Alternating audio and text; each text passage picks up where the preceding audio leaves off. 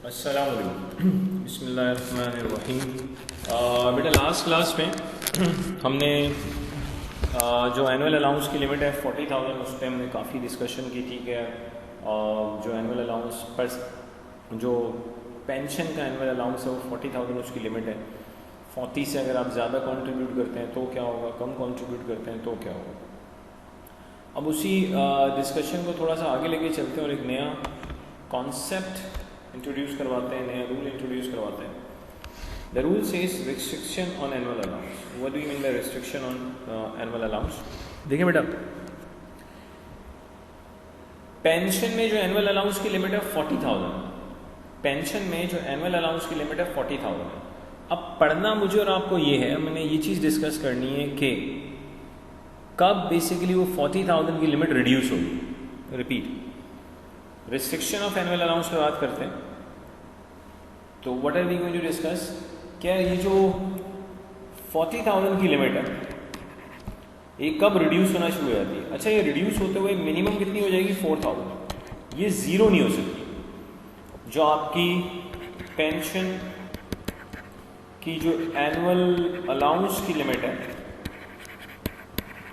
वो 40,000 है, वो रिड्यूस होकर 4,000 तो हो सकती है minimum, but it can not become zero. जैसे पर्सनल अलाउंस देखा था ना, पर्सनल अलाउंस तो जीरो भी हो जाता था। पेंशन का जो एनुअल अलाउंस है वो 40 से रिड्यूस होके मिनिमम 4,000 हो सकता है, 4 से नीचे नहीं जा सकता।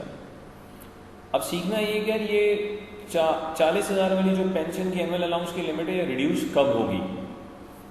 तो प्लीज़ यहाँ देखिएगा, ये रिड्यूस उस वक्त होती है जब थ्रेशोल्ड इनकम 2 लाख से ज़्यादा हो और एडजस्टेड इनकम जो है 240 को एक्सीड करे। रिपीट, अगर threshold income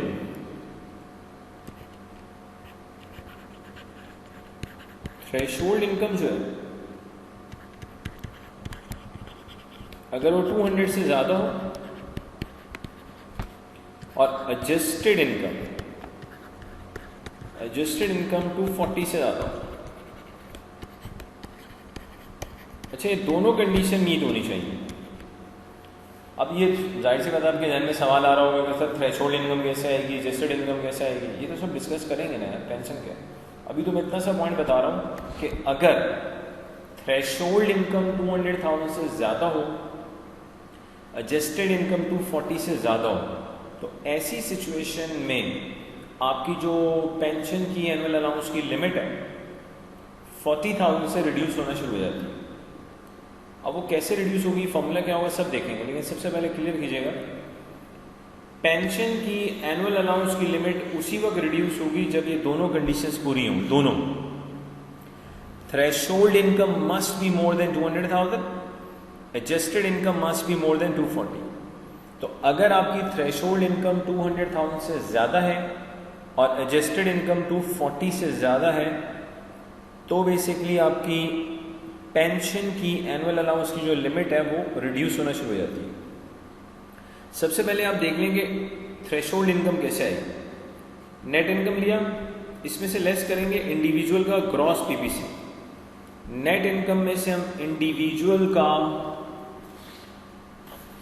gross PPC minus कर देंगे। How do we calculate threshold income? देखिए जी, थ्रेशोल्ड इनकम कैसे आएगी। आपने सबसे पहले ली नेट इनकम, ठीक हो गया जी। बेटा इस नेट इनकम में से लेस कर देंगे इंडिविजुअल का ग्रॉस पीपीसी।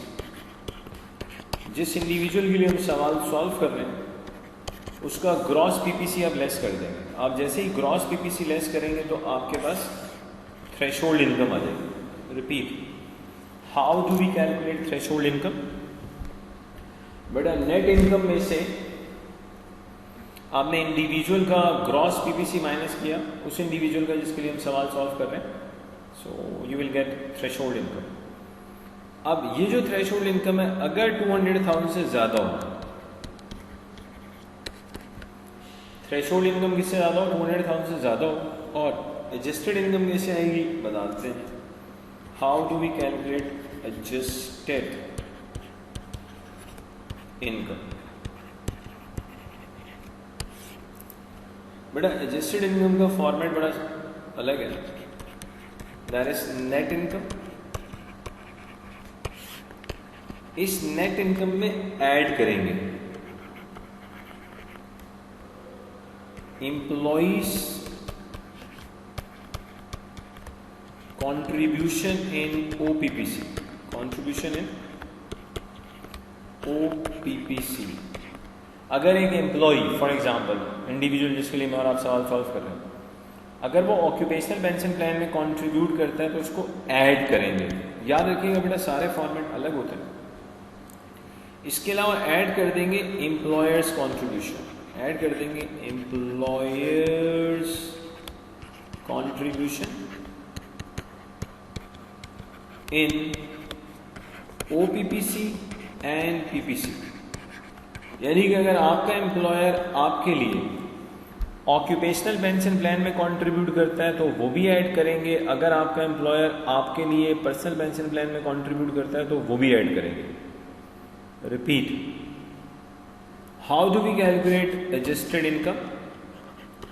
बेटा सबसे पहले आप लेंगे नेट इनकम। नेट इनकम में आप ऐड कर देंगे एम्प्लॉय का अपना जाती कंट्रीब्यूशन इन OPPC। अगर एक एम्प्लॉय खुद ऑक्यूपेशनल पेंशन प्लान में कंट्रीब्यूट कर रहा है तो आप उसको ऐड कर दें।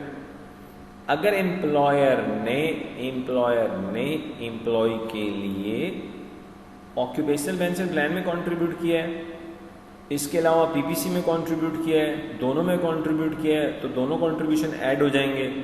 और अगर किसी एक में कंट्रीब्यूट किया है एम्प्लॉयर ने तो एक ही ऐड होगा।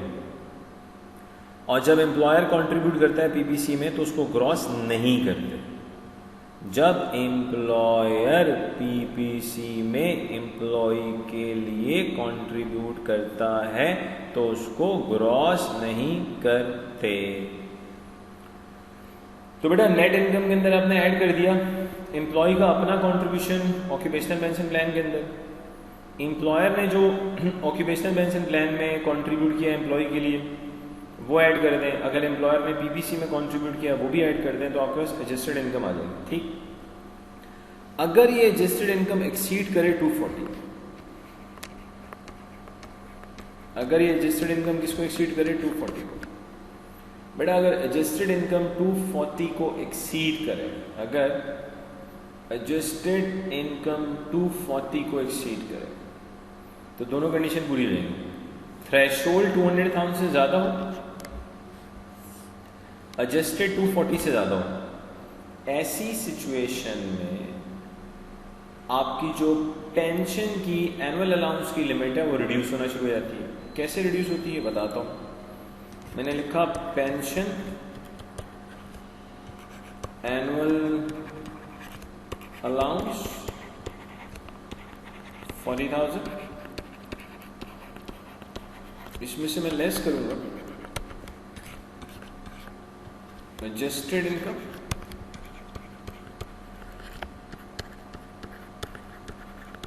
-240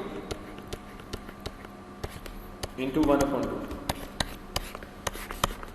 अब जो आंसर आएगा ये पेंशन अलाउंस की लिमिट आपको मिलेगी। लेकिन याद रखना पेंशन की एनुअल अलाउंस की लिमिट 0 नहीं हो सकती, एटलीस्ट मिनिमम 4,000 होगी, उससे नीचे नहीं जाएगा। क्या मतलब ये भी समझाता हूँ। For example let's say threshold income 200,000 से ज़्यादा है, क्योंकि बेटा याद रखिएगा अगर एक ऐसी सिचुएशन जिसमें एडजस्टेड इनकम 240 से ज़्यादा हो लेकिन थ्रेशोल्ड इनकम 2 लाख से कम हो तो पेंशन की एनुअल अलाउंस की लिमिट रिड्यूस नहीं होगी। पेंशन की एनुअल अलाउंस की लिमिट सिर्फ और सिर्फ उसी वक्त रिड्यूस होगी जब दोनों कंडीशंस पूरी हों, बोथ ऑफ देम। यानी कि थ्रेशोल्ड इनकम 2 लाख से ज़्यादा हो और एडजस्टेड इनकम 240 से ज़्यादा हो। अगर दोनों कंडीशंस पूरी होंगी तो ही आप क्या कर सकते हैं, सर पेंशन की एनुअल अलाउंस की लिमिट को रिड्यूस कर सकते हैं। अदरवाइज आप पेंशन की एनुअल अलाउंस की लिमिट को रिड्यूस नहीं कर सकते। ठीक हो गया। अब मैं अगर आपको एग्जांपल देता हूँ, लेट्स से थ्रेशोल्ड इनकम 200 से ज़्यादा है, ताकि यार मसला ना लिख ही देता हूँ। थ्रेशोल्ड इनकम लेट्स से 200 से ज़्यादा है, ठीक है। अज्यूमिंग आपकी एडजस्टेड इनकम आ रही है 4 लाख, अजम्पशन। अब ऐसी सिचुएशन में आपसे पूछा जा रहा है, ये बता दो कि पेंशन का एनुअल अलाउंस का अमाउंट कितना मिलेगा। पेंशन का एनुअल अलाउंस का अमाउंट कितना मिलेगा, तो ये देखिएगा, हम लिखेंगे पेंशन एनुअल अलाउंस 40,000, इसमें से लेस करेंगे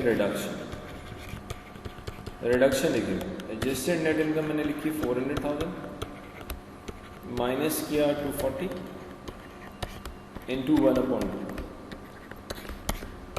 अब से यहाँ जो आंसर आएगा वो तो 80,000 आ जाएगा मेरे ख्याल से। अब 80 तो माइनस कर नहीं सकते भाई,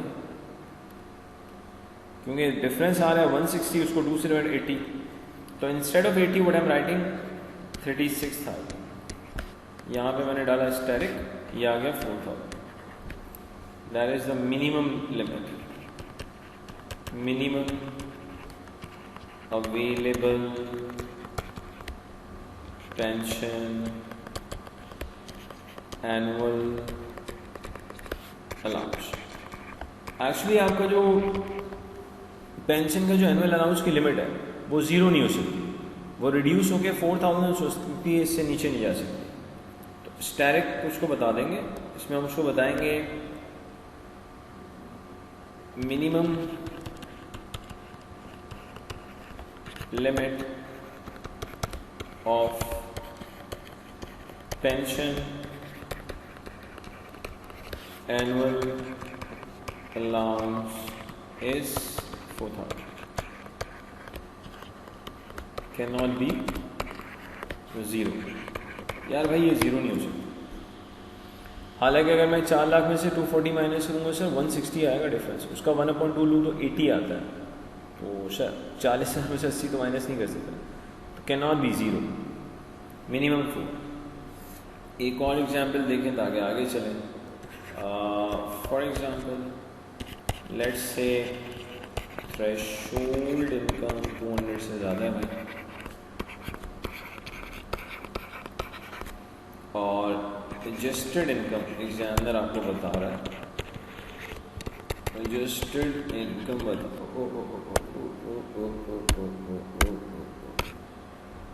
एडजस्टेड इनकम एग्जामिनर आपको बता रहा है कि जी एडजस्टेड इनकम आपकी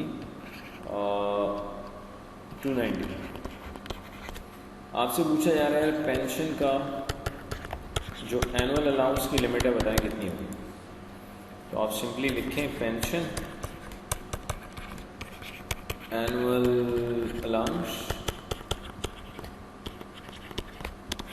40,000, लेस कर दें भाई रिडक्शन 290 एडजस्टेड इनकम है, इसमें से माइनस करें 240, इसका 1/2 लेंगे 25,000 आ जाएगा। इसका मतलब ये हुआ कि आपको जो एनुअल अलाउंस की लिमिट मिलेगी वो कितनी मिलेगी, 15 मिलेगी। जी मेरे ख्याल से अब इस चीज़ का आपको बड़ा अच्छा आइडिया हो गया, लेकिन मैं फिर वो सारी बातें रिपीट कर रहा हूँ। कौन सी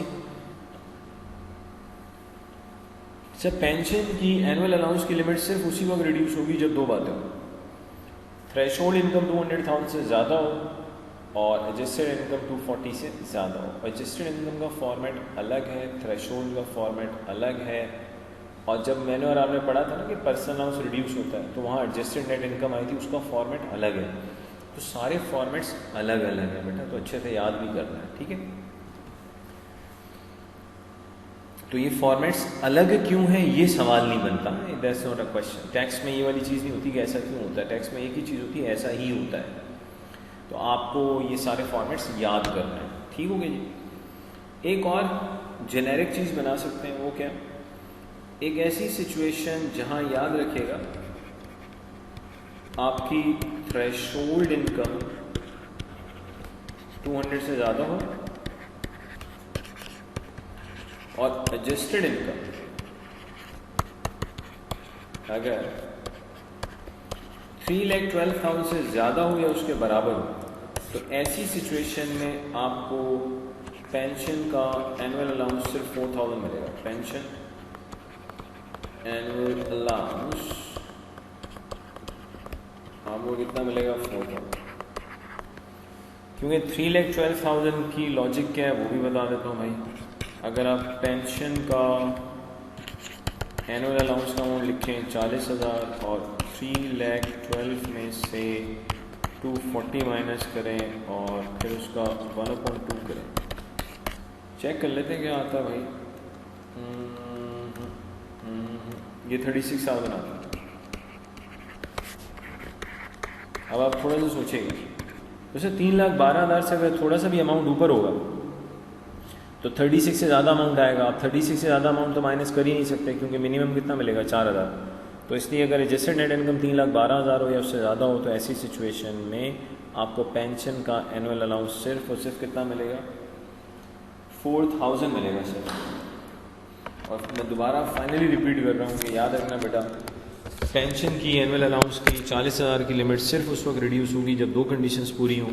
थ्रेशोल्ड इनकम 200,000 से ज़्यादा हो और एडजस्टेड नेट इनकम 240 से ज़्यादा हो, तो ही आपकी जो लिमिट है पेंशन की एनुअल अलाउंस की रिड्यूस होती है। अब बेटा अगले टॉपिक पे जाते हैं कि यूके में जब एक शख्स रिटायर होता है तो रिटायरमेंट की एज क्या है और रिटायरमेंट में किस तरह से बेसिकली वो पेंशन फंड्स वगैरह ले सकते हैं, इस पर बात जी बेटा इस पर बात कर लेते हैं कि यूके में एक इंडिविजुअल जो है वो पेंशन फंड किस तरह से ले सकता है। अच्छा, ये किस तरह से यूके में अगर एक शख्स रिटायर होता है तो क्या हिसाब किताब बात कर लेते हैं। सबसे पहली चीज़, यूके में जो रिटायरमेंट की कम से कम एज है, मिनिमम एज है, दैट इज 55। पहला बेसिक कॉन्सेप्ट क्या है कि यूके में आप 55 ईयर्स से पहले रिटायर नहीं हो सकते। तो यूके में जो मिनिमम रिटायरमेंट की एज है वो 55 ईयर्स। अगला इस सवाल सुनिए अच्छे से। यूके में जो रिटायरमेंट की मिनिमम एज है वो 55 ईयर्स, यानी कि 55 ईयर्स से पहले आपको आपका पेंशन फंड्स नहीं मिलेगा अनटिल अनलेस अगर एक इंडिविजुअल यूके के अंदर ये प्रूफ कर दे कि उसकी जो डेथ है, अल्लाह माफ करे, 55 ईयर से पहले हो जाएगी। तो any individual in UK can prove that his or her death will happen before he or she reaches 55 years age. In that case, retirement funds can be taken before reaching 55 years. जहन में एक सवाल आता है कि sir ये किसी को कैसे पता है कि वो 55 तक नहीं पहुंचेगा और पहले ही चला जाएगा। जी ये पॉसिबल है, अल्लाह ना करे अगर किसी को बहुत ही ख़तरनाक किस्म की कोई बीमारी हो जाए और डॉक्टर से कह देंगे यार ये बंदा जो है ना 55 तक नहीं पहुंचेगा, तो ऐसी सिचुएशन में 55 से पहले भी आपको पेंशन फंड्स, जो इंडिविजुअल है उस इंडिविजुअल को पेंशन फंड 55 से पहले मिल जाएगा, अल्लाह माफ़ करे। अच्छा जी, अब पेंशन फंड्स बेसिकली मिलता है कैसे, इस पर बात करते हैं। ये तो रिटायरमेंट की एज होगी, ठीक होगी। अच्छा, पेंशन फंड, पहला पॉइंट देखिए, जब एक इंडिविजुअल रिटायरमेंट की एज पे पहुंच जाता है तो what he does, he receives a tax free lump sum payment of 25% of the lower of. So उसको बेसिकली एक लम्प सम पेमेंट मिलती है। लम्प सम पेमेंट जो है मैक्सिमम कितनी मिलेगी, 25% लोअर ऑफ, दो चीज़ों का lower of, that is pension का जो फंड है वो और लाइफ टाइम अलाउंस की लिमिट। रिपीट, जब एक इंडिविजुअल रिटायरमेंट की एज पे पहुंच जाएगा और वो पेंशन फंड्स में से अपना पैसा एक्सट्रैक्ट करने जाता है तो ऐसी सिचुएशन में उससे टैक्स फ्री लमसम पेमेंट जो मिलेगी, tax free,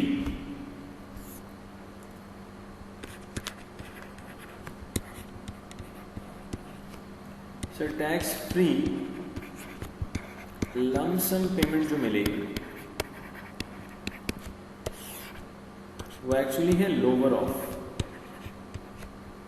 number 1 25% of value of the fund, 25% of value of the fund. So fund की जो वैल्यू उसका 25%, और second the lifetime allowance, the lifetime allowance. So Finance Act 2020 में, finance act 2020 में जो life time allowance की limit है वो 1,073,100, यानी कि 1,73,100। तो एक इंडिविजुअल जब रिटायरमेंट की एज पे पहुंचेगा तो उसे बेसिकली टैक्स फ्री लम सम जो पेमेंट मिलेगी वो लोअर ऑफ होगा। फंड के अंदर जो पैसा पड़ा हुआ है उसका 25% या फिर लाइफ टाइम अलाउंस, दोनों में से जो भी लोअर ऑफ होगा। अब मैं आपको ना ये दो ही सवाल हो सकते, दो ही सिचुएशन हो सकती है। सिचुएशन नंबर 1 के फंड्स के अंदर जो मतलब जो वैल्यू ऑफ द फंड है वो 1,073,100 से कम है, या सेकंड क्वेश्चन ये हो सकता है कि जो फंड की वैल्यू है वो 1,073,100 से ज़्यादा है। मैं दोनों केसेस आपको समझाता हूँ, प्लीज़ खुदा के लिए अच्छे से समझिएगा। पार्ट ए, 1 मिनट के लिए अज्यूम करते हैं कि वैल्यू ऑफ द फंड जो है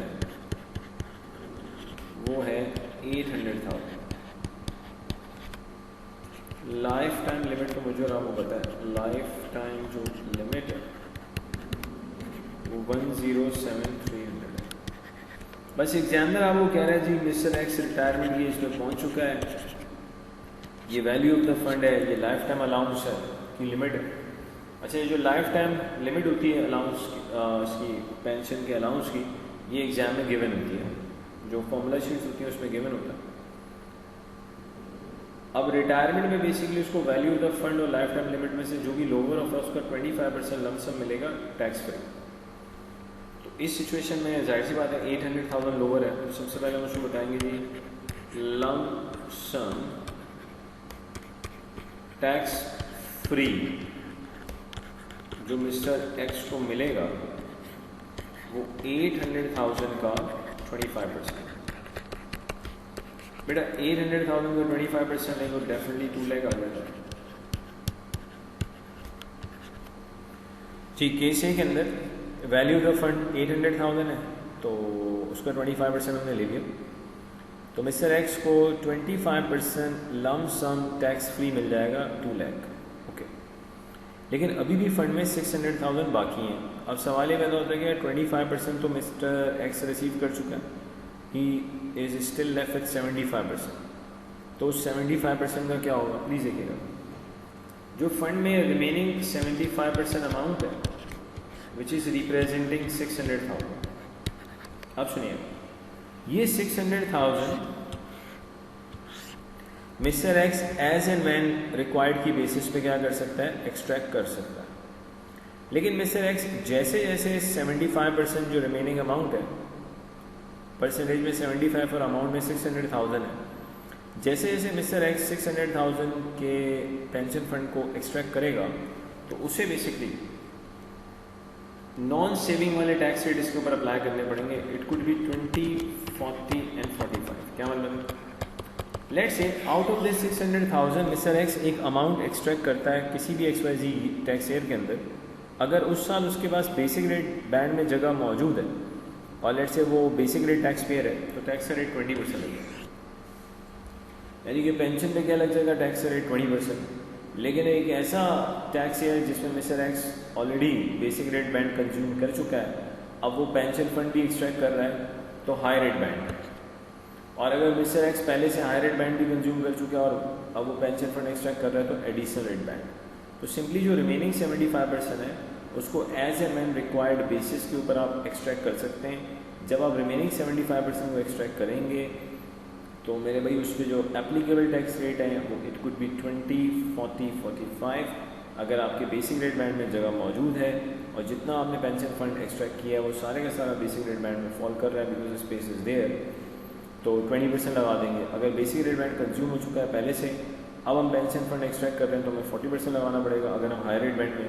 अगर आप कहते हैं सर हम हाई रेट बैंड पहले से ही कंज्यूम कर चुके हैं, अब बेटा अगर आप पेंशन फंड एक्सट्रैक्ट करेंगे तो जो टैक्स का रेट आएगा 45% आएगा।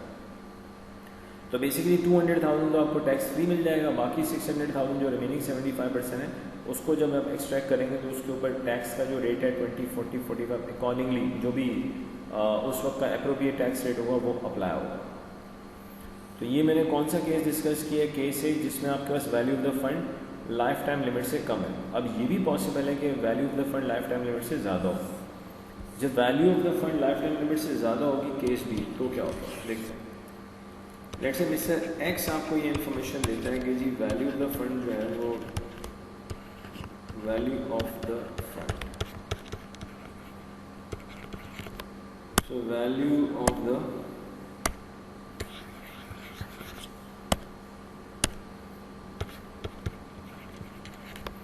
बेटा वैल्यू ऑफ द फंड ले लेते हैं लेट्स से 1.3 मिलियन और लाइफ टाइम लिमिट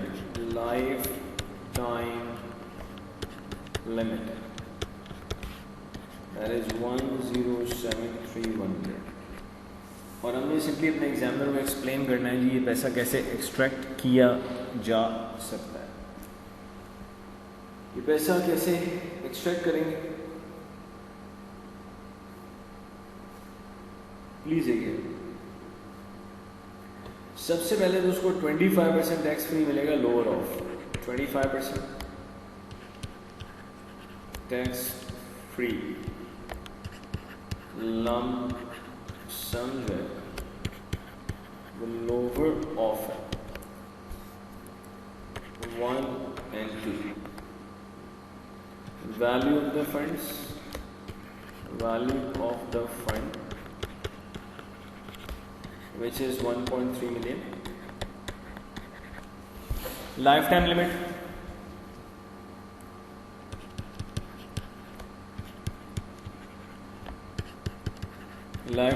जो कि 107,300। So 25% lump sum tax free है जी, लोअर ऑफ। तो दोनों में से लोअर ऑफ क्या होगा, इसका मतलब केस बी में इसका 25% लिया जाएगा। तो जो 25% टैक्स फ्री होगा 107,300 का 25%। अगर मैं इसका 25% ले लूँ 107,300 का 25%, ये 2,68,275 आता है। से जो लाइफ टाइम लिमिट है इस दफ़ा ये कम है as compare to the value of the funds.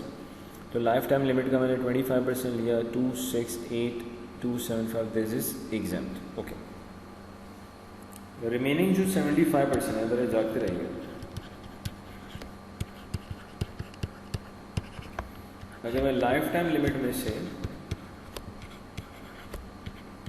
268,275 minus कर दूँ 107,300 में से अगर हम माइनस कर दें 268,275 तो बेटा हम पहुंच जाएंगे किस पे 80,4825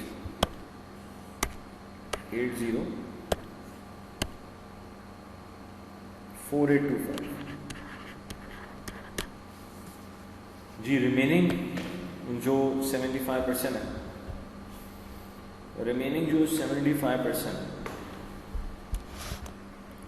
जी, हम उस पर पहुँच जाएंगे 80,4825 पे। ठीक है, अब ये जो अमाउंट है ना, ये तो बेटा ये अमाउंट हो गया एग्जाम पहला वाला। ये जो 75% है इसका क्या होगा देखिएगा, इसको आप as and when required basis पे एक्सट्रैक्ट कर सकते हैं, और जैसे जैसे मिस्टर एक्स इसको एक्सट्रैक्ट करेगा तो टैक्स के जो एप्लीकेबल रेट होंगे appropriate, it could be 20, 40 and 45। अब ऑब्वियसली आपके जहन में एक ही सवाल चल रहा है, आपके जहन में ये सवाल चल रहा है कि sir value of the fund तो लाइफ टाइम लिमिट से ज़्यादा है, उसका क्या होगा? उस पर थोड़ी देर में आते हैं इंशाल्लाह। पहले इसको देख लें। 25% lump some is tax free, lower of 1 and 2। तो लाइफ टाइम लिमिट कम थी क्योंकि फ़ंड की वैल्यू ज़्यादा थी। हमने लाइफ टाइम लिमिट का 25% लिया जो कि 2,68,275 आता है, ये हो गया एग्जाम्प्ट।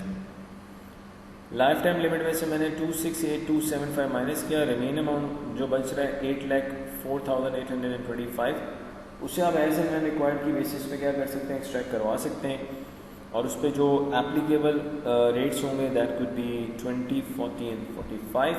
नॉन सेविंग वाले टैक्स रेट लगते हैं। अब एक ही सवाल है, सवाल है कि सर ये जो एक्सेस अमाउंट है फंड में, इसका क्या होगा? क्योंकि मेरी भी जो सारी डिस्कशन है उसने बेसिकली किसको कवर कर लिया है, 1,073,100 को कवर कर लिया, बट एक्सेस का क्या होगा उस पर बात करता हूँ। अगर हम 1.3 मिलियन में से 1,073,100 माइनस करें तो बेटा जो एक्सेस अमाउंट आ रहा है वो 2,26,900 आ रहा है। रिपीट, जो आपका लाइफ टाइम लिमिट से भी एक्सेस अमाउंट आ रहा है फंड के अंदर वो 2,26,900 है। अब ये जो 2,26,900 जो एक्सेस अमाउंट है इसका क्या होगा, ये मैं आपको बताता हूँ बेटा। देखिए, इफ द फंड exceeds 1,073,100, ठीक है, इससे ज़्यादा होता है, and excess is to be used to fund a larger annuity।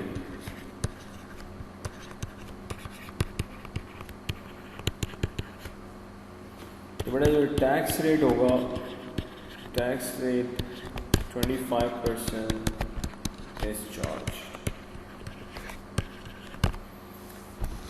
देखिए जी, लाइफ टाइम लिमिट से जितना ज़्यादा पैसा है, लाइफ टाइम लिमिट से जितना ज़्यादा पैसा है उसको आप एक लार्जर एन्यूटी की फॉर्म में ले सकते हैं। एन्यूटी आपको पता है same fix stream of cash flow होती है, आप एक लार्जर एन्यूटी की फॉर्म में पैसा ले सकते हैं।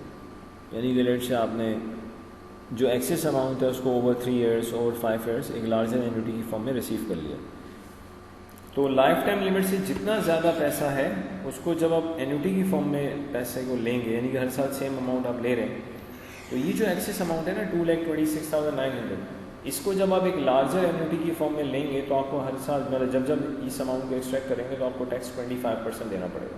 रिपीट, लाइफ टाइम लिमिट से जितना ज़्यादा है, लाइफ टाइम लिमिट से जितना ज़्यादा अमाउंट है उसको जब आप एक लार्जर एन्यूटी की फॉर्म में एक्सट्रैक्ट करेंगे तो आपको उस पर 25% टैक्स देना पड़ेगा। लेकिन आप जज्बात में आ गए, आपने कहा ना सही, यानी कि मेरी एग्जाम्पल में अगर आप इसे एक लार्जर एन्यूटी की फॉर्म में एक्सट्रैक्ट करते हैं तो टैक्स रेट 25%। आपने कहा नहीं, जितना एक्सेस अमाउंट है लाइफ टाइम लिमिट से जितना ज़्यादा, आपने कहा मुझे सारे का सारा लमसम चाहिए। अगर आप इसे लमसम एक्सट्रैक्ट कर लेते हैं, लाइफ टाइम लिमिट से जितना ज़्यादा है, लाइफ टाइम लिमिट से जितना ज़्यादा है, अगर हम उसे लमसम एक्सट्रैक्ट करेंगे देन वी हैव टू पे the tax rate of 55%। Repeat, अगर लाइफ टाइम लिमिट से जितना ज़्यादा पैसा है उसको आप लमसम एक्सट्रैक्ट करेंगे तो you have to pay tax 55%। अब जाहिर सी बात है, लमसम अगर मैं लूँगा 55% में टैक्स देना पड़ेगा, मुझे क्या फ़ायदा? तो लोग फिर स्लोली एंड ग्रेजुअली लेंगे, ना यार एन्यूटी की फॉर्म में ले लेते हैं स्लो।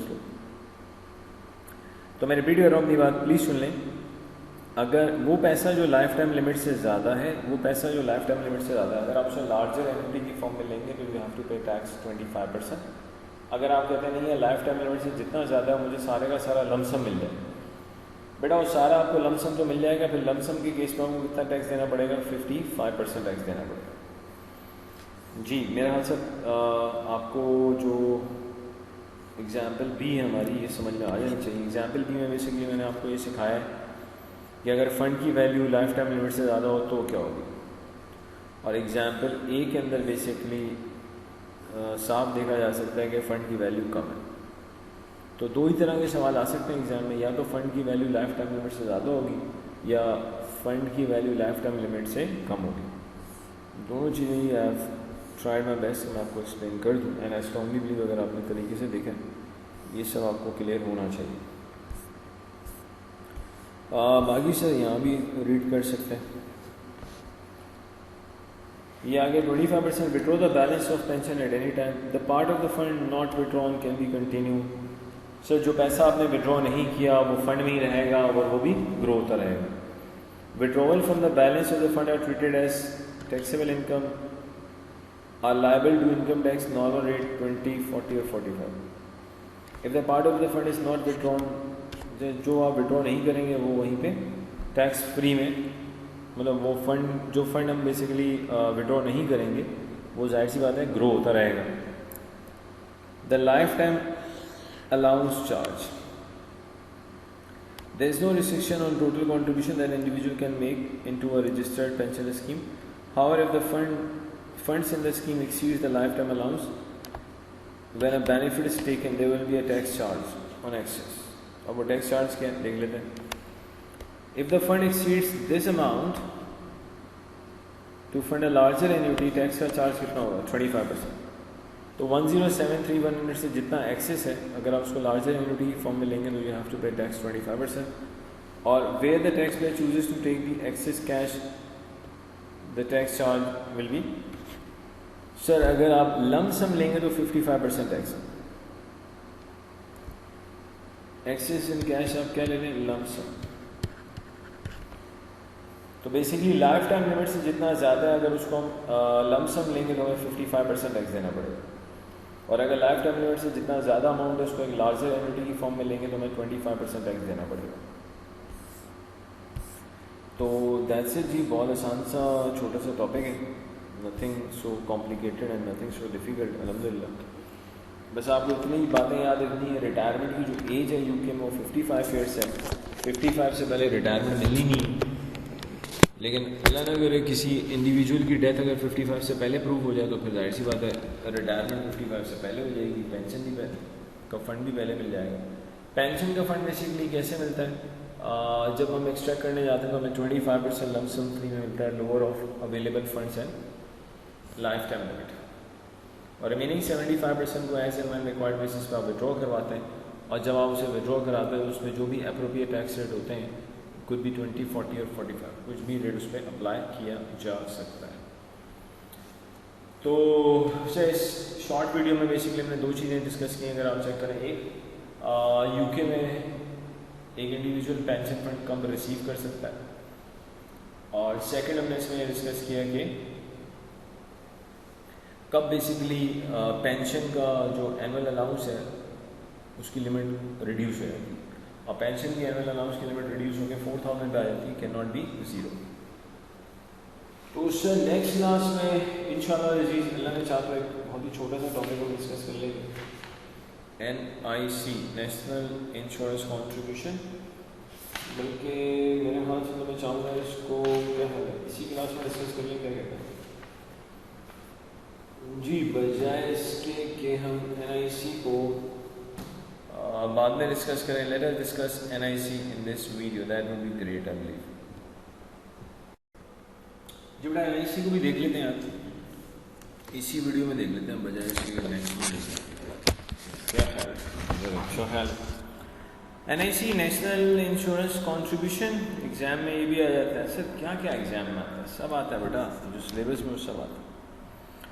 NIC की बात करते हैं। इंडिविजुअल्स की अगर हम बात करें, दो तरह के इंडिविजुअल होते हैं, एक सेल्फ एम्प्लॉयड होता है जो अपना बिजनेस खुद चला रहा होता है, और एक एम्प्लॉयड होता है जो बेचारा जॉब कर रहा होता है। सेल्फ एम्प्लॉयड बंदा क्लास 2 और क्लास 4 NIC पे करेगा। सेल्फ एम्प्लॉयड ने क्या पे करना है? सोल ट्रेडर ने क्या पे करना है, class 2 and class 4 NIC. Sole trader class 2 और क्लास 4 एनआईसी पे करेगा। Class 2 and 4 NIC both are applicable on trading income but after deducting trading losses if any. Class 2 और 4 कैसे लगती है अभी इस पे आते हैं इंशाल्लाह। लेकिन क्लास 2 और 4 जो लगेगी ना वो ट्रेडिंग इनकम पे लगेगी, ट्रेडिंग प्रॉफिट पे लगेगी आफ्टर डिडक्टिंग ट्रेडिंग लॉसेस अगर हैं तो। रिपीट कर रहा हूँ अपनी बात। क्लास 2 और 4 की अगर हम बात करते हैं तो it is applicable on trading profits but after deducting trading losses. पहले हम 2 एंड 4 की बात कर लेते हैं। अच्छा 2 एंड 4 कौन पे करेगा, सेल्फ एम्प्लॉयड बंदा। सोल ट्रेडरशिप की हम बात कर रहे हैं, पार्टनरशिप की हम बात कर रहे हैं। देखिए how this class 2 and 4 works. पहले क्लास 2 को देखते हैं। For the tax year 2021 class 2 NIC is increase to 3.05 per week.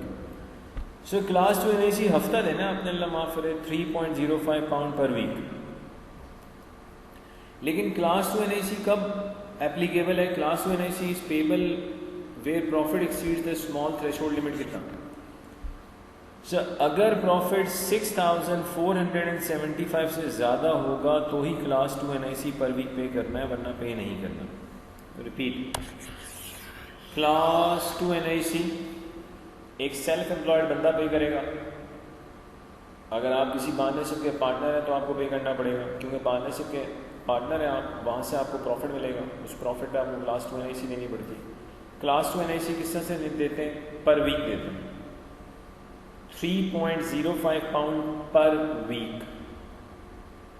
लेकिन क्लास 2 एनआईसी सिर्फ और सिर्फ उस वक्त एप्लीकेबल होगी जब प्रॉफिट एक्सीड करे किससे, 6475 से। अगर प्रॉफिट 6475 से एक्सीड करेगा तो क्लास 2 एनआईसी 3.05 पर वीक आपको पे करना पड़ेगा। क्लास 4 एनआईसी पे आते हैं। सर क्लास 4 एनआईसी की जो रेट्स हैं ये एग्जाम में भी गिवन होते हैं। 0 से लेके 9500 तक रेट 0% है। 9501 से लेके 50,000 तक 9% है, एंड देन अबव पे 2%। तो क्लास 4 एनआईसी की अगर हम बात करें तो क्लास 4 एनआईसी इज 9500 तक 0, उससे ऊपर जाएंगे 50,000 तक 9%, एंड देन 50 से भी ऊपर जाएंगे तो 2%। लाइक अगर आप एक मिनट के लिए इस क्वेश्चन को देखें, mister Peace has a tax registered trading profit 47,000 और मुझे इसमें क्लास 2 और क्लास 4 एनआईसी देनी है। ओके ये ले लें। अगर मैं आपको क्लास 2 एनआईसी की बात करूँ 3.05 पर वीक है, पूरे साल में 52 वीक्स होंगे, तो सिंपली हम 3.05 को 52 से मल्टीप्लाई कर देंगे तो I will get the answer. 158.6 आ रहा है तो मैं इसको 159 लिख देता हूँ। असल है कि क्लास 4 एनआईसी का क्या होगा, लेकिन यार क्लास 4 एनआईसी कैसे निकलेगी। सिंपली आप 47,000 में से 9500 माइनस कर दें और बेटा डिफरेंस का 9% देना। अगर मैं 47,000 में से 9500 माइनस करता हूँ और डिफरेंस का 9% ले लेता हूँ, दैट इज 3375। तो वेरी इजी, टैक्स रेट्स ये सारे बैंड्स वगैरह गिवन होते हैं एग्जाम में। क्लास 4 और 2 के लिए एक और क्वेश्चन देखें ताकि आपको आइडिया। लेट्स से आपका एग्जामिनर कहता है जी टैक्स ईयर 2021 आपके पास एक टैक्स एडजस्टेड ट्रेडिंग प्रॉफिट है 90,000 और आपके पास ब्रॉड फॉरवर्ड ट्रेडिंग लॉसेस हैं 10K।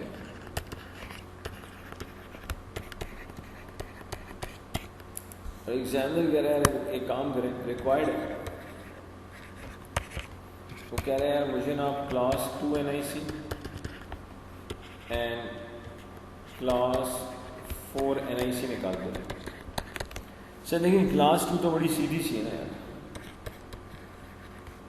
मतलब क्लास 2 में तो कोई इशू ही नहीं। 3.05 इंटू 52, तो 3.05 को 52 से मल्टीप्लाई किया, वही 159 लिख देते। बेटा असल गेम है क्लास 4 का। अब देखिए क्लास 4 NIC 90,000 पे नहीं लगेगी, क्लास 4 NIC 90,000 पे नहीं लगेगी। इसमें से ब्रॉड फॉरवर्ड ट्रेडिंग लॉसेस पहले माइनस होगा तो 80 आ जाएगा, तो क्लास 4 NIC 80,000 पे लगेगी। क्लास 4 NIC जो अप्लाई करेंगे वो 80,000 पे अप्लाई करेंगे। कैसे अप्लाई करेंगे? क्लास 4 NIC बेटा 9500 में तो हम 0% लेंगे तो ऑब्वियसली 0।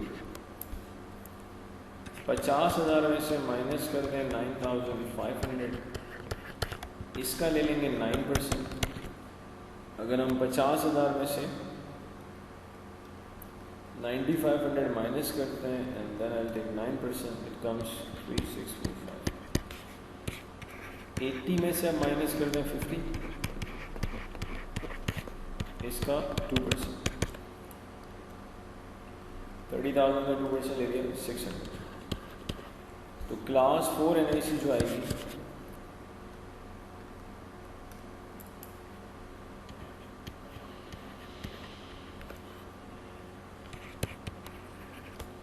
क्लास 4 NIC लायबिलिटी, तो बेटा क्लास 4 NIC लायबिलिटी आती है 4245। जी मेरे ख्याल से बड़े अच्छे से आपको क्लास 4 का आइडिया हो गया। अब आते हैं बेटा इसकी तरफ।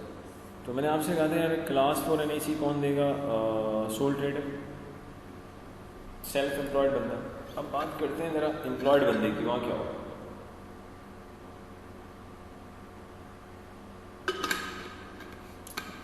पहली चीज, जब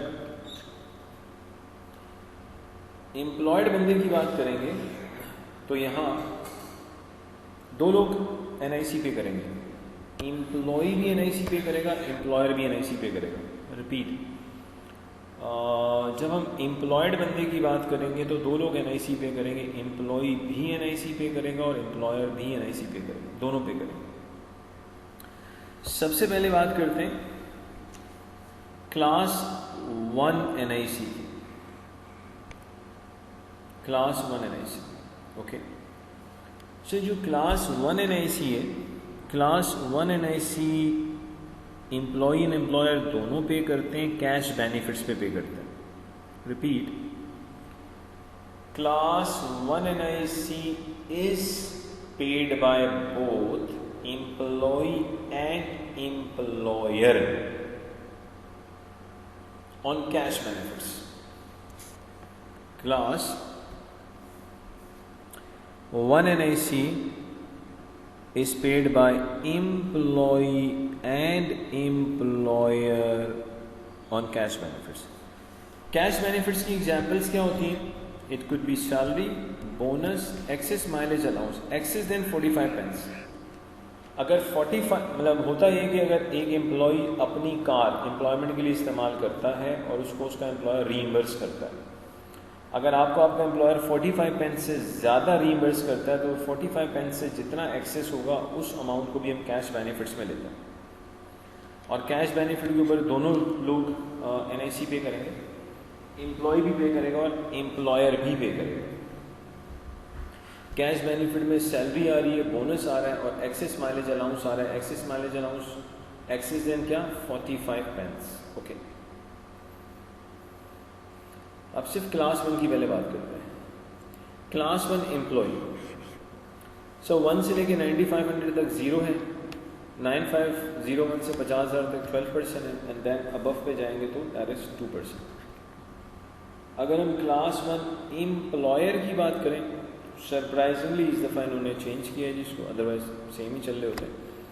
क्लास 1 एम्प्लॉयर 1 से लेके 8788 तक 0% है, 8789 से ऊपर जाएंगे तो 13.8%। तो एम्प्लॉयर की बात करेंगे तो दैट इज 8788 तक 0% है, और 8789 एंड अबव पे जाएंगे तो 13.8%। पहले मैं आपको क्लास 1 NIC बताता हूँ, अप्लाई कैसे करेंगे, बाकी बातें होती रहेंगी। मिसाल के तौर पर अगर मैं आपसे कहता हूँ कि यार मिस्टर एक्स की जो सैलरी है ना वो 60,000, ठीक है। मैं कहता हूँ यार बस एक काम करो, मुझे class 1 employee and employer NIC निकाल के दो। पहले हम क्लास 1 एम्प्लॉय की बात करते हैं। क्लास 1 एम्प्लॉय, देखिए क्लास 1 एम्प्लॉय की अगर मैं बात करूँ तो बेटा 9500 तक 0%, 50,000 में से आप 9500 माइनस कर दें, इसका हम 12% लेंगे। 50,000 में से मैंने 9500 माइनस किया, इसका 12% ले लिया, 4860। 60,000 में से मैंने 50 माइनस कर दिया, इसका मैं 2% लूँगा, आई बिलीव 200 आ जाएगा।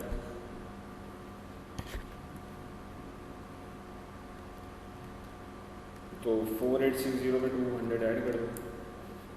क्लास 1 एम्प्लॉई आ रहा है जी 5060। क्लास 1 एम्प्लॉई जो कि एम्प्लॉई खुद पे करेगा भाई, क्लास 1 एम्प्लॉई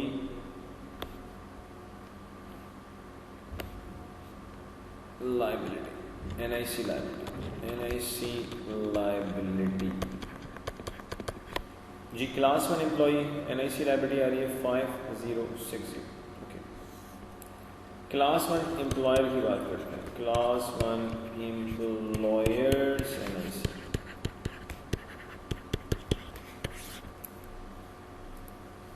चलिए क्लास 1 एम्प्लॉयर NIC की अगर हम बात करें तो प्लीज देखिए 8788 तक 0%, इसके बाद 60,000 की सैलरी में से आप माइनस करें 8788 और इसका 13.8% देते हैं डायरेक्टली। 60,000 माइनस 8788, इसका 13.8, ये 7067 आता है,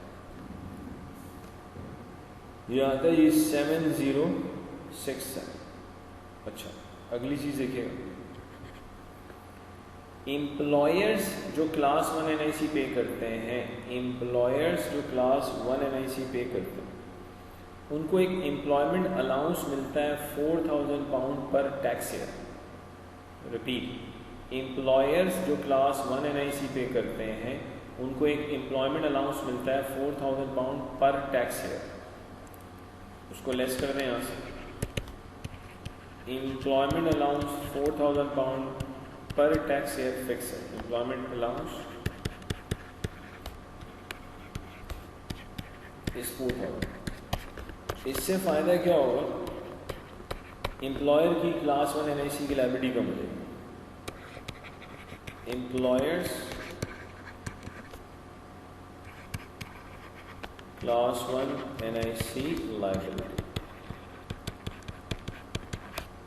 रिपीट कर रहा हूं भाई, सुनिएगा अच्छे से। एम्प्लॉयर को पर टैक्स ईयर 4000 का एम्प्लॉयमेंट अलाउंस मिलता है। क्लास 1 एम्प्लॉयर NIC लायबिलिटी में से वो 4000 माइनस होता है, लेकिन याद रखिए 4000 का अमाउंट पर टैक्स ईयर है, ये 4000 का अमाउंट पर एम्प्लॉई नहीं है। 4000 का जो एम्प्लॉयमेंट अलाउंस है एम्प्लॉयर को सिर्फ और सिर्फ कैश बेनिफिट्स के ऊपर मिलता है, और ये 4000 का एम्प्लॉयमेंट अलाउंस पर टैक्स ईयर है, ये पर एम्प्लॉई नहीं है। और ये जो 8788 है, ये जो 8788 है ये पर एम्प्लॉई है।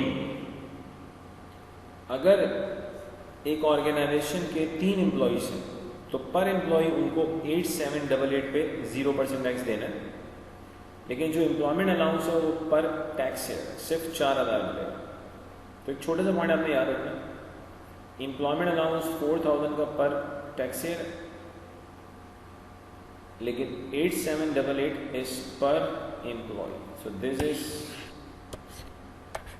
पर एम्प्लॉय एंड दिस इज पर टैक्स ईयर। सही, पर टैक्स ईयर है और वो पर एम्प्लॉय है। ठीक है जी। तो 8788 इज पर एम्प्लॉय एंड 4000 इज पर टैक्स ईयर। लेकिन अब यहाँ आइएगा, एक और पॉइंट बताना, what is that?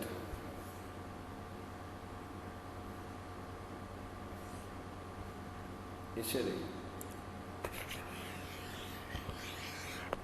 employment allowance which give to employer is 4,000 per tax year on class 1 per tax year on class 1। ठीक है जी। employers NIC only on cash benefits। the employment allowance is not available to companies where director is the sole employee। अच्छा, एक ऐसी organisation है, एक ऐसी company जिसमें एक ही डायरेक्टर है जो कंपनी का एम्प्लॉय भी है, कोई और है ही नहीं कंपनी में। और भाई अगर कोई कंपनी में है ही नहीं, एक ही आपने एम्प्लॉय रखा हुआ है and who is the director, ऐसी सिचुएशन में आपको 4,000 का एम्प्लॉयमेंट अलाउंस नहीं मिलेगा। एक ऐसी ऑर्गेनाइजेशन, एक ऐसी कंपनी जिसमें एक ही डायरेक्टर है जो उस ऑर्गेनाइजेशन का सोल, अकेला होल सोल एम्प्लॉई है, अब आपको 4,000 पाउंड का एम्प्लॉयमेंट अलाउंस नहीं मिलेगा। अच्छा जी, तो क्लास 1 कैश बेनिफिट पे एम्प्लॉय भी पे करता है NIC और एम्प्लॉयर भी पे करता है NIC।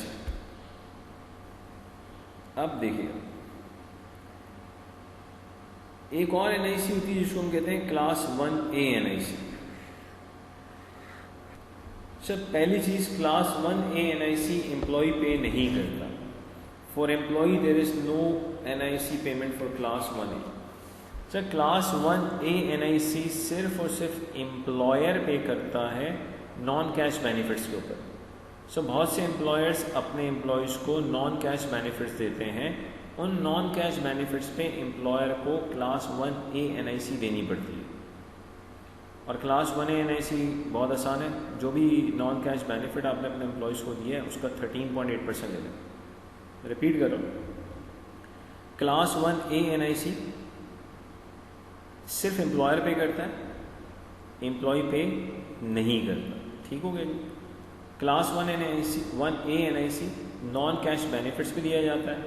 लाइक अगर हमने एम्प्लॉय को कोई कार बेनिफिट दिया है, कोई एकोमोडेशन बेनिफिट दिया है, वो जो भी बेनिफिट का अमाउंट है उसको 13.8% से मल्टीप्लाई करें, क्लास 1 NIC आ जाएगी जो कि एम्प्लॉयर पे करेगा। और क्लास 1A NIC के ऊपर कोई एम्प्लॉयमेंट अलाउंस एम्प्लॉयर को नहीं मिलता। 4,000 पाउंड का एम्प्लॉयमेंट अलाउंस सिर्फ और सिर्फ एम्प्लॉयर को कैश बेनिफिट्स पे मिलता है। ठीक है जी।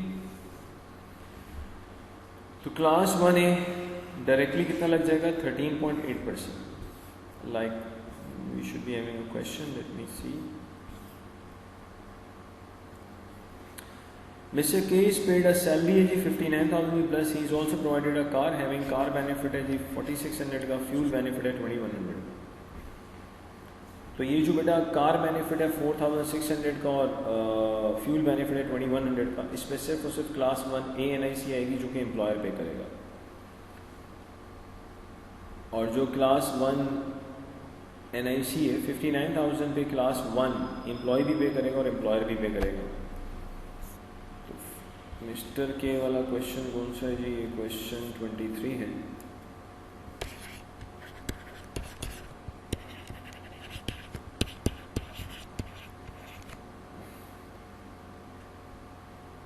Employees class 1 NIC। अच्छा, इसमें याद रखिएगा ये जो मैंने 4,000 माइनस किया है, assuming it was not used before। Sir मैंने एज्यूम किया कि 4,000 का एम्प्लॉयमेंट अलाउंस अभी इस्तेमाल नहीं हुआ। क्यों सर? ये भी तो हो सकता है जिस एम्प्लॉय के लिए आप सॉल्व कर रहे हैं कंपनी पहले से ही इस 4,000 के एम्प्लॉयमेंट अलाउंस को यूटिलाइज कर चुकी हो, क्योंकि कंपनी में एक एम्प्लॉय तो नहीं होगा ना, एक से बहुत ज़्यादा एम्प्लॉयज़ होंगे। तो ये तो सिर्फ आपको समझाने के लिए मैंने बताया कि एम्प्लॉयमेंट अलाउंस माइनस कर दें। मैंने एज्यूम किया कि एक्चुअली 4,000 का एम्प्लॉयमेंट अलाउंस अभी ऑनर ने इस्तेमाल नहीं किया, एम्प्लॉयर ने इस्तेमाल नहीं किया। अगर वो 4,000 का एम्प्लॉयमेंट अलाउंस पहले से यूटिलाइज हो चुका है तो फिर आप 4,000 माइनस नहीं करेंगे, ठीक है। अब सवाल के अंदर कैसे पता चलेगा 4,000 का एम्प्लॉयमेंट अलाउंस इस्तेमाल हो गया या नहीं हो गया? सवालात करेंगे आगे जाके, फिट के तो आइडिया हो जाएगा भाई। Class employees class 1 NIC। अच्छा, इस बंदे की सैलरी है मिस्टर के की 59,000, तो 9,500 पे 0,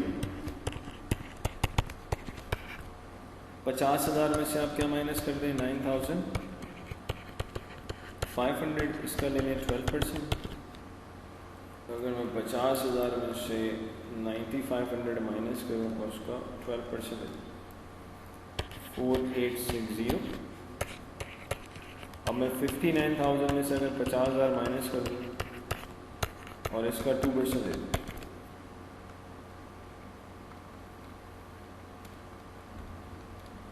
180।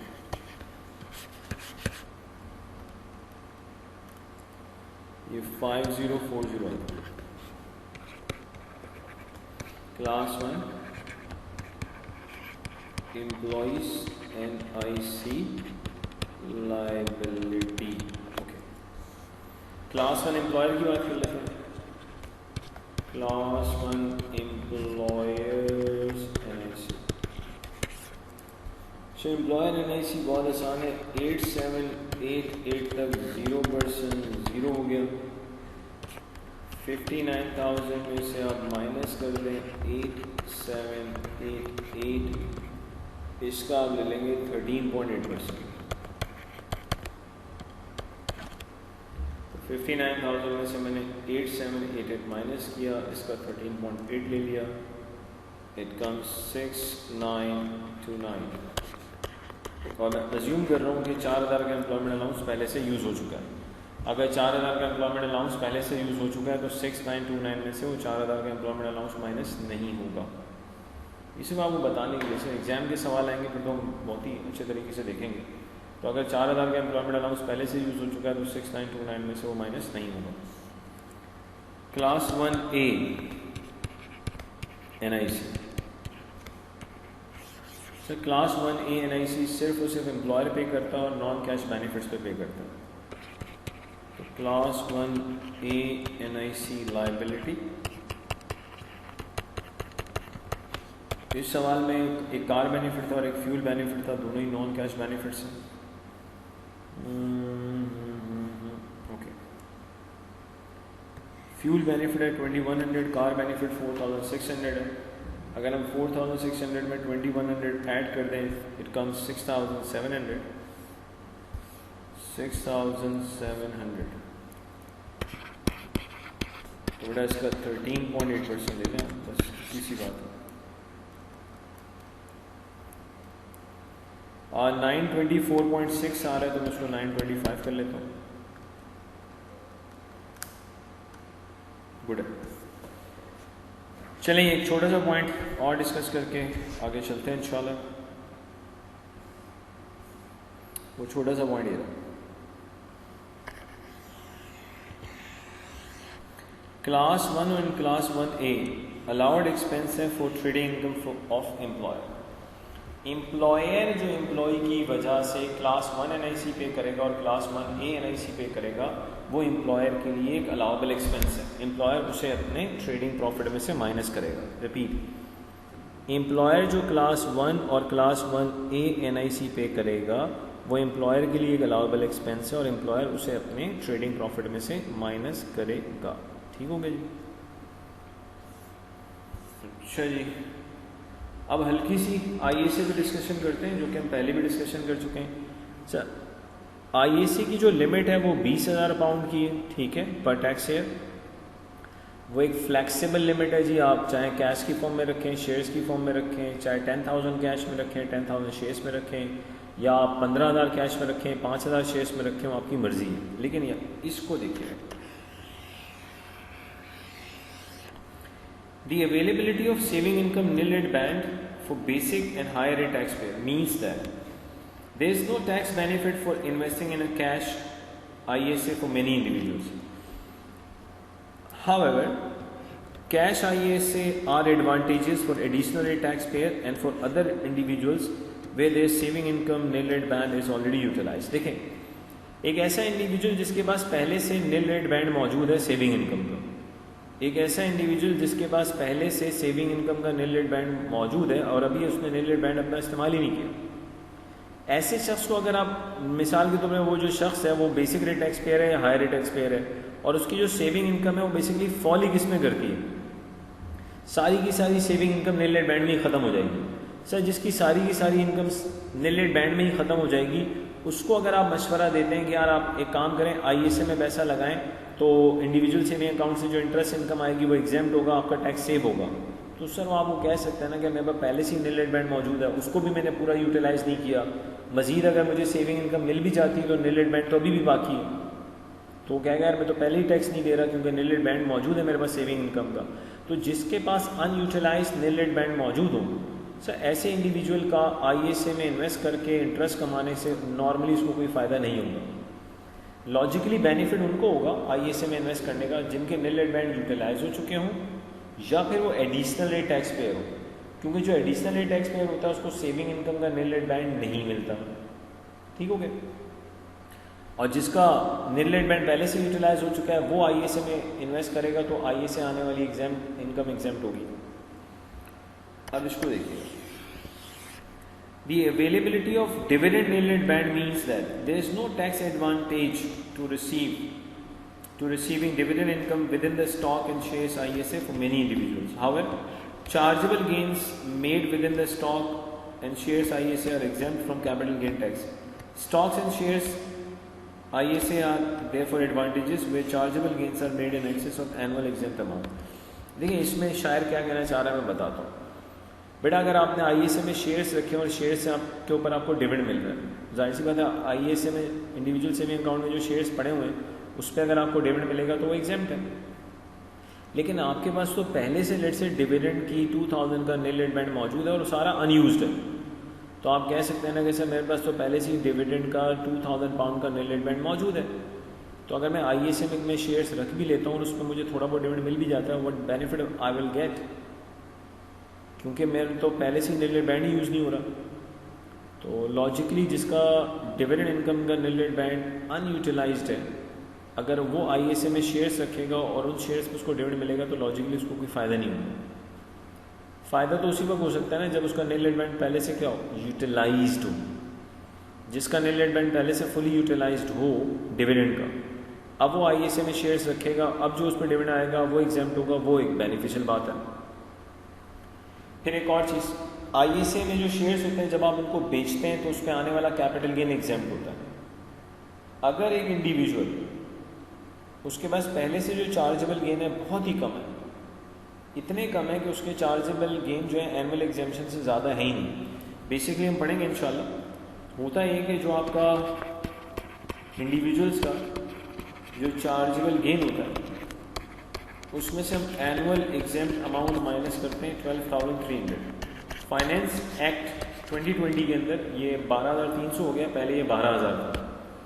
तो आपके पास आता है टैक्सेबल गेन। क्या आता है ये टैक्सेबल गेन? अब मुझे बताएं एक ऐसा इंडिविजुअल जिसका चार्जेबल गेन ही अल्लाह माफ़ करे 4-5 हज़ार है, और भाई जिसका चार्जेबल गेन ही 4-5 हज़ार है, यानी कि उसके पास इतना चार्जेबल गेन भी नहीं है कि अपनी पूरी एनुअल एग्जेम्पशन इस्तेमाल कर सके। बेटा अगर आप उसको मशवरा दोगे ना कि ISA में पड़े हुए शेयर्स बेच दो, उस पर आने वाला गेन एग्जेम्प्ट होगा, तो कहेगा ना यार अगर टैक्सेबल भी होता तो मुझे क्या मसला था। वो कह सकता है यार मेरे पास तो पहले ही इतना गेन भी नहीं है कि मैं अपनी एनुअल एग्जेम्पशन पूरी यूटिलाइज कर सकूं। तो लॉजिकली वो इंडिविजुअल्स जो अपनी एनुअल एग्जेम्पशन पहले से यूटिलाइज कर चुके हैं, या वो इंडिविजुअल जिनके पास चार्जेबल गेन 12,300 से ज़्यादा है, अगर वो लोग ISA वाले शेयर्स बेचेंगे उस पर कैपिटल गेन एग्जेम्प्ट होगा, वहाँ उनको बेनिफिट हो सकता है। लेकिन सर अगर किसी के पास पहले से छोटा मोटा चार्जेबल गेन है और वो एनुअल एग्जाम्शन अनयूज्ड है, थोड़ा बहुत मजीद गेन आ भी जाए फिर भी एनुअल एग्जाम्शन पूरी इस्तेमाल नहीं हो पा रही, ऐसी सिचुएशन में IESA वाले शेयर्स को बेचना, उस पर आने वाला जो कैपिटल गेन है उसका एग्जेम्प्ट होना लॉजिकली आपको कोई टैक्स बेनिफिट नहीं देगा। टैक्स बेनिफिट कब होगा? जब इंडिविजुअल अपनी एनुअल एग्जेम्पशन 12,300 वाली पहले से इस्तेमाल कर चुका हो या उसके पास पहले से इतने ज़्यादा चार्जेबल गेन हो कि वो आराम से अपनी एनुअल एग्जेम्पशन इस्तेमाल कर सकता है। ऐसी सिचुएशन में जब वो IESA वाले शेयर्स बेचेगा और उस पर कैपिटल गेन एग्जेम्प्ट होगा तो डेफिनेटली हम कहेंगे आपका टैक्स सेव हो रहा है। तो सर ये कुछ डिस्कशन थी जी, ये जो अब आपको मेरे लिहाज से तो काफ़ी हद तक ये बातें समझ में आनी चाहिए थी, बहुत ही बेसिक किस्म की बातें जी। अच्छा नेक्स्ट क्लास में एक आध कोई छोटा मोटा पॉइंट इंशाल्लाह अल्लाह ने चाहा तो डिस्कस करेंगे। क्वालिफाइंग इंटरेस्ट इंशाल्लाह नेक्स्ट क्लास में थोड़ा सा डिस्कस करेंगे, क्वालिफाइंग इंटरेस्ट क्या है, और उसके फ़ौरन बाद इंशाल्लाह एम्प्लॉयमेंट इनकम स्टार्ट कर देंगे जो हमारा एक फुल फ्लैश टॉपिक होगा। So thank you very much for watching this video. अस्सलाम वालेकुम।